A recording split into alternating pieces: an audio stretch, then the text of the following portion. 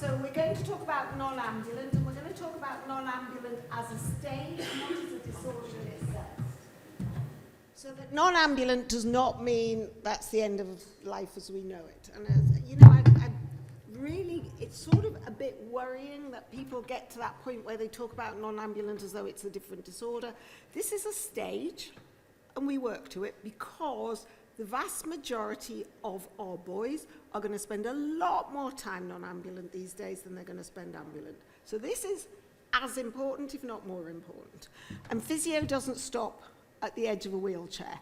So we still want to do all the things that we were doing before, maximize useful function for whatever that boy can do. It's not about thinking what happened before, it's about now. What works for you now? Reducing burden of care continuously, because it's still about families and carers and sisters and brothers, and more so when the boys get older, about sisters and brothers and how they feel and what they can do, and not relying on them because they've got to have a life as well. Adding quality to quantity. It's not about quantity, it's about quality. But the most important thing, from my point of view, is about pain, deformity, immobility. So we do assess, but assessments shouldn't be the be-all and end-all. When I see a boy dashing up and down here, be on his feet in a wheelchair, I am assessing them because that is what I'm built to do. I look at them, I think about them, why is he sitting like that? What's he doing? Is he tight there? Is he asymmetrical? You are constantly, if as a physio, your assessment should be continuous. Every time I touch a child, every time I move a child, every time I see them wince, it's part of the assessment. So if we had a wincing scale, I'm sure for the non-ambulance it would be a lot higher than it was before. But there are a few moaners around. These are boys. Come on, let's get real. So physio's not the most important part of a boy's life. Let's admit it. Not only is it not important, there are times when we should back off and decide that I am not that important anymore. This is where I am. You know where I am if you need me. But when we do assess, we still do a full assessment when the boys come to clinic. If necessary, we'll look at joint range, particularly upper limbs. I do not have to get a boy out of his wheelchair to assess him. In terms of function, we look at the pull and the EK. Both have their limitations, and both are just numbers. So again, the pull is a great assessment, but it doesn't work for everybody.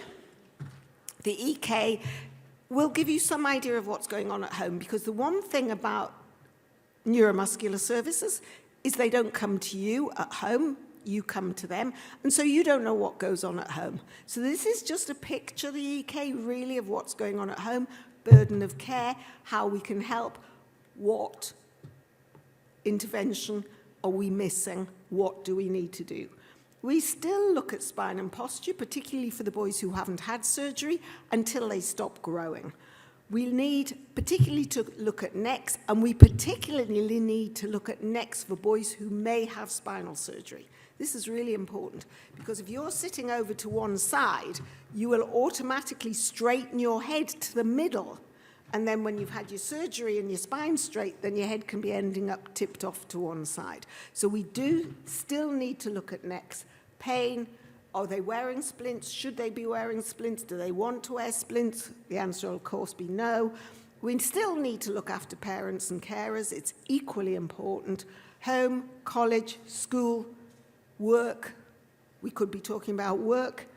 And respiratory function, I put in brackets because I'm not a respiratory physio. And of course cardiac, but that's medical. So this is the pull, which has limitations. My big issue with the pull is the cans, because stacking 5 cans when you're only little, and I'm only little, does take some reaching. And then they'll say, oh, with compensation. Well, I wouldn't need to do compensation to get the 5th can on top, because I've got short arms and a little body. The kilo weight looks innocuous when it's there, but that's a bag of sugar. We are asking them to move a lot. Now, admittedly, with the pull, there is what they call entry items. So if you're limited in your arms, you won't do the heavier weights, or you certainly shouldn't be. The EK scale is okay, but it does have its limitations. Some of them are a little bit crazy. And the most important thing is this is back to front. So if you score 1, you're doing really well. And if you score 51, you're not doing really well. But this bottom one bothers me. And this is hand function. Because if we're looking here, this is can you get the top off a Coke bottle? And this one is can you write 2 lines or use a keyboard? Now, somewhere between getting the top off a Coke bottle and writing 2 lines or using a keyboard, there's a lot of hand function that's not being assessed. But I think that's where we probably use both the pull and the EK and wouldn't take the answer just from one. So we know that assessments give us numbers. And I'm not that hot on numbers, as I said. Now, physio is only a very small part of the team that these people come into contact with all the time. And I'll never forget a mum who said, there are days when there are so many people over the doorstep, I don't know who half of them are. And I think that's how it must feel when you have a child or a young man. Now, I have a child with medical problems, but they're all worried about in the hospital. Thankfully, they don't all come home to me. But you know, you can still be seeing all of these people. What worries me a little bit is what happens when the boys get past community paediatrician who's looking after them at school up until the age of 19, and then they just fall into this great big black hole of if your GP is not a very good GP, you've got nothing. And this is where I get very worried about transitioning our young people to adults is here. They still have a GP, social worker, all these other things are available. This is absolutely dire and getting worse. We know that. At least we can complain to Senkos at school. What happens when we get to college and work? Are we complaining to? This is postcode lottery impersonification. We have to think about siblings, particularly siblings who are leaving home, because parents may have been reliant on younger siblings. If it's older parents, we have to think about what's going on in life. So there's so many other things than just physiotherapy. When we are talking physio, contractures are still an issue, particularly if they're painful. We still want to exercise as much as possible. There are still muscles in there that are working, and if you don't believe me, ask them to talk, because, of course, tongue's a muscle. Doesn't seem to be affected. They can still talk. Mobility and function. Now, mobility is not about walking. It's about getting from A to B. If you haven't got a wheelchair-accessible vehicle, you ain't mobile. About posture. If you've got a crap wheelchair, then maybe your posture's not brilliant. And, of course, pain is a big issue. We need to look at whether stretchers are still necessary. Do we need to maintain splinting? What are we doing about positioning? And do we need surgery? We know contractures don't get better, but we still need to manage them from a pain perspective, from a sleep perspective, from a sitting perspective, and from a moving perspective, because sometimes the only time the boys complain of pain in their joints is when you're actually trying to hoist them. So they're great when they're on the bed and they're great when they're in the chair, but the movement between the two is painful. We only stretch those things that are interfering with function in the arms, that are causing pain, that affect this mobility, posture, or seating, and we often forget neck, jaw, and shoulders. And that's a problem, because if we forget shoulders and we're dressing them, we can injure shoulders if we haven't kept them mobile. We want to possibly still do stretches, but maybe not. It's a nice job for carers, should I say that? Possibly not. Passive often has to be if they can't help. Stretching through position is always a good one. Are the boys still standing? Are they getting into different positions? Is there some way that you can stretch when they're on their bed? Through splinting, most of the boys will stop wearing splints. But what we do is we stop night splints when the boys lose ambulation, and then give them day splints, because the majority of them would prefer to wear splints during the day if they're at school or college than they would try battling with them at night. So the compliant boys who've always worn night splints, we will often then swap them from night to day. We don't serially cast, which we will come to, but a lot of the boys will still have surgery. Now, as Jose said before, this is the sort of splint, but if they're wearing them during the day, we chop off the front so that they don't have to wear what we call clown shoes. There is no justification for giving a boy a splint with this bit on the front for during the day. That can come off because the shoe should be supporting the front of the foot. You don't need a great long splint during the day. This is a waste of time for a young adult, and CCDs, when Newcastle eventually prove that they work, then we'll maybe use them. We avoid Botox like the plague. We avoid surgery to hamstrings, and we avoid anything that causes pain. Now, the question is, as we said, why are we avoiding all these things? We don't have to stretch bendy. We certainly don't stretch anything that's not moving. There's no point. We wouldn't touch anything that was painful. We're not quite that bad. And we don't touch hamstrings.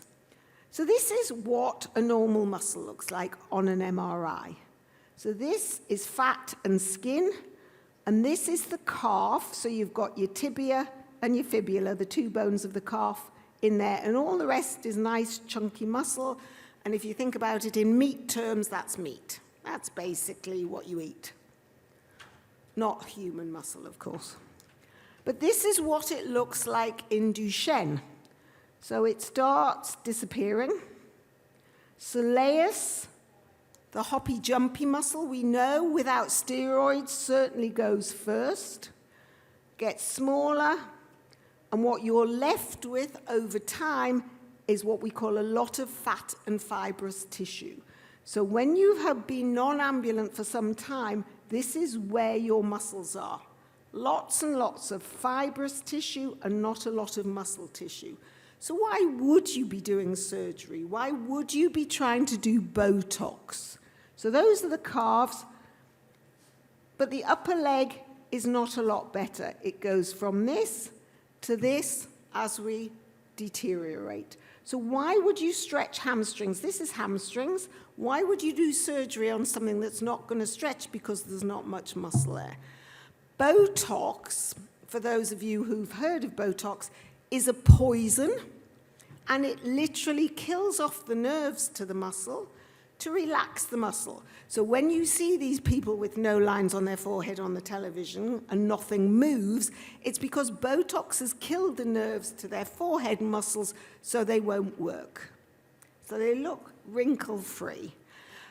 Killing off the nerve is not healthy, but the nerve will regrow. It doesn't regrow straight, and it doesn't always regrow in the same place, which is why over time people who have too much Botox look a little strange. But it's basically poisoning the muscle, and you have to have it done every 3 to 4 months. Why? It's no value at all when there isn't any muscle to relax. Do we serially cast in a non-ambulant? No, we don't, because for the same reason, there isn't an awful lot we can do. But what we will do is we will stretch as much as we can. Two brothers, both loved their CAFOs, both wanted to go into them, but you need to be able to get your feet in a good position. So we would cast if we were going into CAFOs, but that is fairly early in loss of ambulation or straight away. The longer we are sitting down, the less useful this will be. So it's not really useful in a non-ambulant young person. And I say young person as opposed to young man, because we do have a few manifesting carriers who have ended up in this position as well. The problems of feet, apart from smell, we have 3 different types of feet. We have the pointy down foot, which in a girl is not a problem. You stick on a new look shoe, you're absolutely fab. We have the very arched tight foot, where you have a very tight ankle here, but it has pulled this part of the foot into a curled position, and that will need this part managing, and you see it makes the toes curl up too, whereas this one, although it's tight here, is still a nice foot. This is not a nice foot, and this one is what we often see. is the twisted in foot. It's when the heel turns inward. It's nothing to do with the ankle joint. The tight tendons have pulled the heel around, and we end up with this in a lot of the boys. You will then get sore here on this bony part. You will get sore parts here on the edge of the foot. You may not be able to get shoes on, as with this one. Usually you can get a shoe on this, it's not a problem, but this becomes difficult to get a shoe, and this becomes difficult to get a shoe on. But the biggest problem with not putting a shoe on this one is the bony parts it's resting on. At least this one's got nice fat squishy bits to rest on, doesn't quite get the sores. So we can do surgery, and in fact quite a lot of our boys will have foot surgery to bring them into a better position. So if they haven't worn their splints and they haven't been compliant, it's not the end of the world, because we can do surgery. But no boy goes for surgery, no boy even meets the orthopedic surgeon if their cardiac function is poor. There's absolutely no value in sending a young man to the orthopedic surgeon who says, yes, we can do your feet, but actually, no, we can't because you're not suitable. So we would always check first before we send a child to the orthopedic surgeon that surgery is possible. We have a little bit of a problem because some of the boys won't go in to do a cardiac MRI without sedation, and we can't sedate them until we know what their heart's like. So we're in a bit of a problem sometimes when it comes to checking heart function. Well, that's possibly just a GOS problem. So we do surgery. They may just need a simple release here, but they may need bony surgery to correct the foot back to a middle position. And actually, bony surgery, while it's more involved, will last forever. That's it. Once you are fixed and the bones are fixed, it may mean sticking screws in, it may mean cutting out little wedges, but that's not your problem, that's the orthopedic surgeon's problem. But it's fixed and it's not going to go anywhere, and that's it for life. Your foot is back in where it should be, and you're done. Sometimes just releasing this, it isn't the end of the story. So often in the non-ambulant children, they will have bony surgery anyway to fix it completely, particularly if they haven't stopped growing. So it's probably worth doing a little bit more surgery and making sure that foot's never going to change again. We still want to do as much exercise, sport, activity, play. We don't give exercise programs. Not only do we find them boring, but you can't really change them. You're given a set of exercise by the physio, and this is true of the ambulant boys as well. How do parents change those programs if they're not working? You see the physio once every 3 months, 4 months, 5 months, 6 months, and you're stuck with a set of exercises that aren't working for your child. So we don't do it. It's much easier to say sport, activity, play. Let's work the right bits together in that. It's not just about muscles. Your heart is a muscle. If these boys are going on for many, many, many years, and I know we have plenty of 30-year-olds, 40-year-olds plus, we need to keep their hearts working. We need to keep the lung muscles working and stop their lungs getting stiff. It helps with digestion because the more you can exercise, swim, we know that you get very bunged up when you're doing nothing, so you end up getting lots of medication, but it can help digestion. It obviously helps the joints and the muscles. Sport can be positive for self-esteem, function, and obviously social. And there are many, many people who've made friends through sporting activities, even if it's going to football. So is there good and bad exercise? There remains good and bad at every age and stage. And we still want to make sure that we're moving the right groups. The good activities still include swimming. Horse riding is difficult for a lot of non-ambulant boys, not impossible, but it's difficult. If the boys really love horses, and we have a few, then we suggest carriage driving. And riding for the disabled, do carriage driving. You drive your wheelchair up onto the carriage and you you control the horse from there. And it's really good arm and trunk exercise. So the boys who really like horses, we encourage them to find somewhere they can do carriage driving. We encourage boxing. You don't have to box with your brother who's going to smash your nose in. You can box air, you can box a balloon, anything. It's the movement, and there's not just about boom, boom. It's about out, up, over, under, bonk on the chin. Martial arts, we've done martial arts. We used to do martial arts workshops here. We had boys who'd done up to 5 martial arts workshops. Some of the least ambulant boys worked the hardest in those martial arts workshops. It's not impossible, and it's really good exercise. Basketball does not have to be up there with a great big heavy ball. It can be down on the floor with a rolled up piece of paper. It's just about doing some sport, some fun, anything that we can get them to do. This is not exercise. Sorry, it might be fun, play, whatever. It is not exercise. People say it exercises your thumb. Well, picking your nose exercises your finger, but I wouldn't call it sport. We know that motivation, boys who exercise very often have parents or siblings who exercise. Self-esteem, we know that boys don't always like going in a pool. They don't like showing off their bodies. Some of them don't like showing off their spinal surgery scars. Again, if parents are not going to exercise, we can't always persuade the kids. Do their siblings do anything? Do their friends do anything? Are people interested? We know that motivation to do things is very much dependent on having a motivator. Find a personal trainer. Find somebody who will motivate you, who is interested in you, who is interested in your progress, who is interested in what you're getting up to.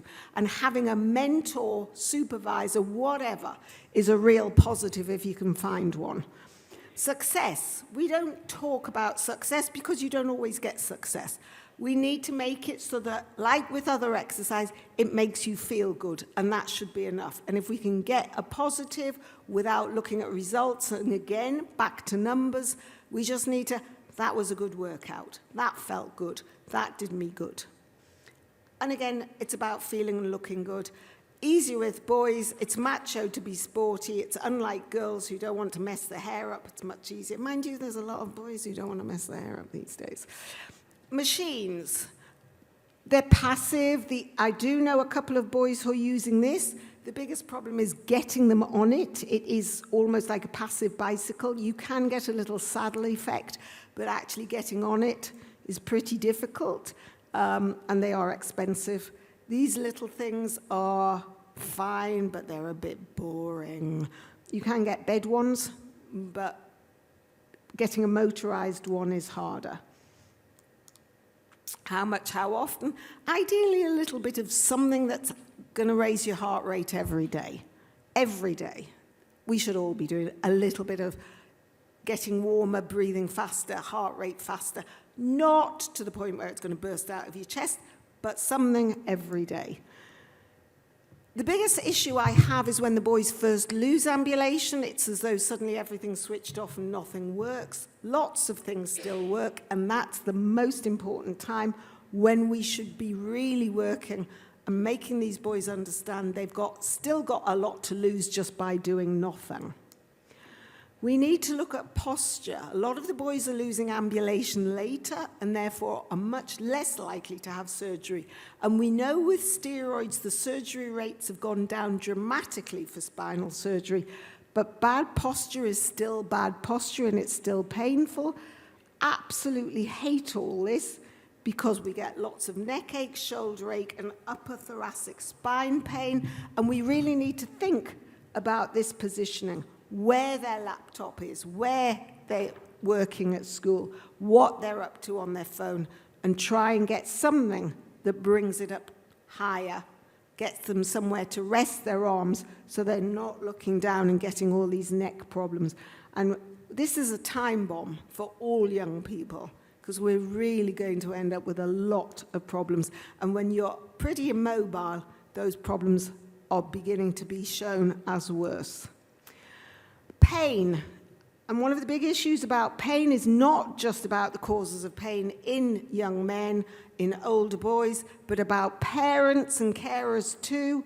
We are very, very strict with parents. I happily beat them up verbally every time they come in if they're not looking after themselves. Immobility. Muscle pain is rare. It's usually cramp, but you can get pain. Joint stiffness. Pure neck, shoulder pain is not exclusive to big ambulant people. spine and joint deformity. Back pain, we know, is very common in steroid use and always has to be investigated. Pressure areas, particularly from splints and wheelchairs, sometimes ears if the boys are always sleeping one way. Fractures, you would be surprised about fractures and bad physio. Peri and post-operative pain, that's for spines and feet.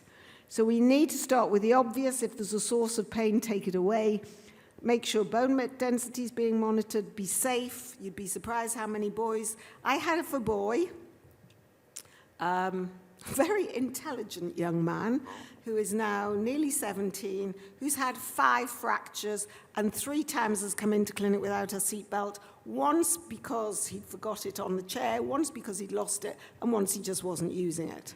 So I just went ballistic with him. I could not believe this guy who's had 2 fractured legs and 3 fractured arms does not wear his seatbelt, and Dad got an equal bollocking, to be honest.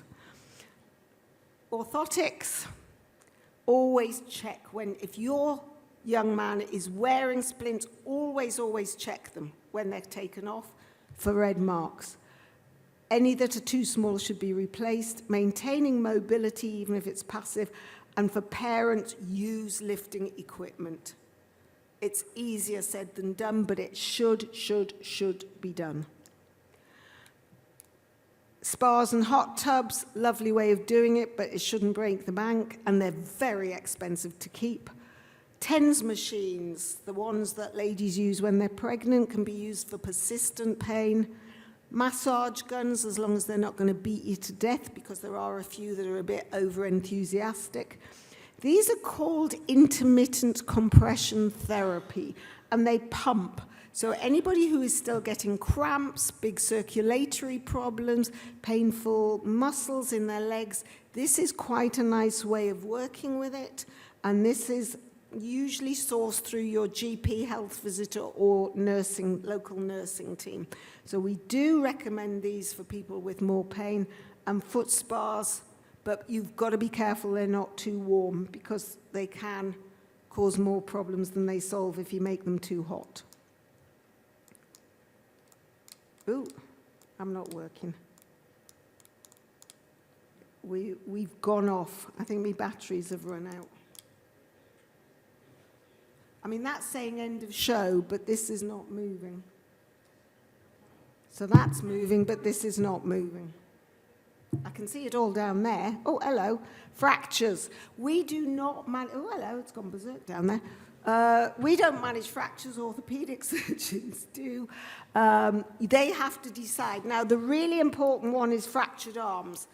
And what you forget with a fractured arm, and this happened to a young man within 3 weeks, that when you have a fracture, be it arm or leg, you will sit away from the side of the fracture. And in 3 weeks of having his arm in a sling, he had a curve in his spine that wasn't there before. So we need to look at posture when we have a fracture. People do not think of this. If you're nursing your arm to this side, you can get a curve. And it's the same with a leg. You will sit away from the side that is broken. So the OT needs to make sure that you are sitting symmetrically while you have a fractured leg as well as a fractured arm. And you need to be aware of this. Manual handling, I'm not going to go through because it should be an absolute must. This should never, ever be seen. And I hate to say it, it is. There are still parents doing this sort of thing. Positioning, this one I particularly want to talk about, at tight ITBs causing this sort of problem. This is a T-roll, and it's a lovely, lovely way of managing that if you don't have all this. This is another one. This comes from Matchett Supports. This is what they call an E-cushion, because it's E-shaped, but Matchett Supports are worth having a look at if you're looking for positioning equipment.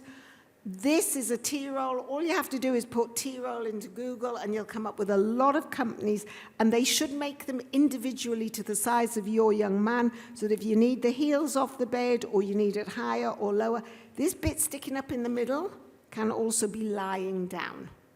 I just wanted to show from the picture that it's the shape of a T, but it can be lying down as well. Now, fancy beds, turning beds, a lot of people are now getting turning beds. It'll depend what your local area will supply, but this both turns as well as sits. This one just sits. Now this, every parent should know, every carer should know. Living Made Easy used to be the Disabled Living Foundation. They will give you lots and lots of unbiased advice on any piece of equipment you want. They are only by email. You email them, tell them what your problem is, and they will send you reams and reams of ideas for solutions. We know mobility becomes a problem. That's a horrible posture, electric or manual wheelchair, and will make feet worse. Those legs need to be together. We have these lovely beach wheelchairs, which are not common in this country, but they are abroad. We love this sort of wheel, and I know they're outside because they're easy to throw on and throw off, and for boys who still have reasonable arm power, this is a lovely way of making an electric wheelchair. We have all sorts of electric wheelchairs. We're not keen on these because posture-wise they're usually pretty horrible, but they can be easier to transport than some of these because this is what you need. And if you don't have one, then there are these that will fold down into suitcase size. It just makes life easier. But posture-wise, it's pretty horrible. Now, a lot of people are talking about robotics, but I am not convinced about this sort of thing. When you see pictures, they're always standing up beautifully straight, no contractures, no tightness, up easy, or a pair of crutches. This is not going to work, and it's going to take... The big problem is we need to catch the boys just at loss of ambulation, not weight, and this looks a bit of overkill. But unless we can keep them in this position, these sorts of suits are really going to be not useful. Lots of upper limb support. I particularly like these ones with the elastic bands. This one's a Rex, which I like, because I think when the boys get really weak, the elastics do help the movement and give them more mobility. So I do like the elastic ones. This we've tried. We have tried some of these at the moment. What they do is they work on the basis that you can flex and they will open your fingers for you, but they're not easy to put on, and not many of the people that we looked at like them. I much prefer this sort of thing, that you're going to have computer controlled rather than just lots of springs that you have to fight against. So these sort of computerized things, I think, are where we're going, but they're still going to take quite a lot of development. Eye gaze, I loved the idea of doing eye gaze, that you look and then your arm will follow, but it always worries me what happens when the boys try and shave, because do they end up shaving the mirror? So we have to think with eye gaze, is it actually going to work? So I do think that this sort of head thing where you move your head to move your arm is going to be more useful than eye gaze, because you look at something that you shouldn't be looking at, like a girl walking past and suddenly your arm disappears out to the side. So we never know what will happen with eye gaze.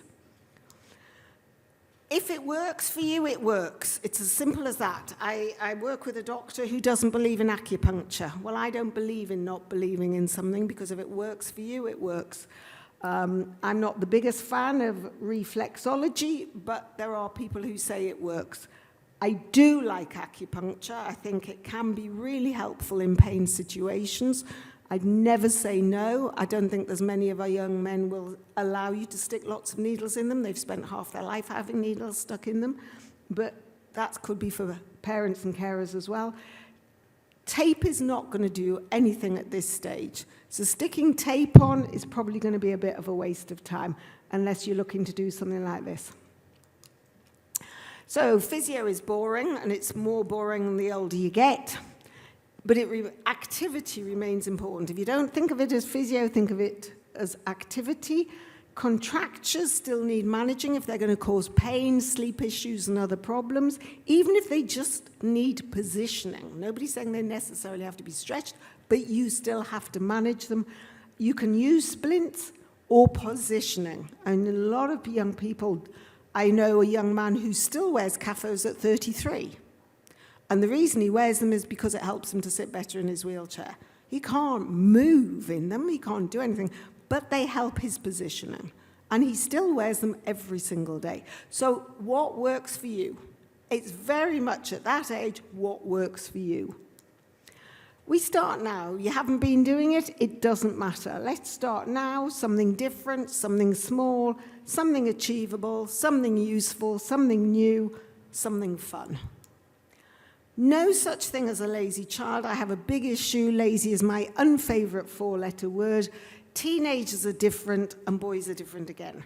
We know that teenagers have got hormones going on. We know that sometimes we've got delayed puberty in these boys. But there are lots and lots of papers written about teenagers and how they need to sleep more because of all the turmoil that's going on in their bodies and in their minds. What it doesn't explain is why that sleep has to be between 3 a.m. and 3 p.m. But they do need more sleep. No two children and families are the same, so nobody should be given a bog standard set of anything, rules, functions, exercises, whatever. We believe every individual child and family needs an individual program. And that's it. Thank you. Thank you, everybody.